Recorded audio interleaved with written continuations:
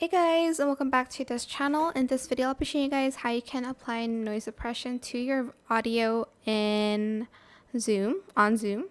Select the audio here. Oh, whoops. Select the audio like button, go to audio settings. Then you are going to scroll down, and here there's going to be the background noise suppression. There's automatic, which automatically adjusts noise suppression. There's low, medium, and high. And you can kind of test the microphone here to hear the noise suppression. You can also adjust the volume of yourself here. And you're just going to test mic to see if the noise suppression is enough or if it's too much. I like to just use the auto one though. But that is how you can enable noise suppression on Zoom. Hope it was helpful for you guys. Don't forget to like, comment, share.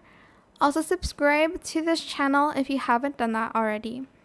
If you have any more questions about this video, just leave it in the comment section down below. I will try my best to answer them all for you guys. And if you found this video helpful, please click the thanks button as well. That is it for this video. Thank you so much for watching. Bye!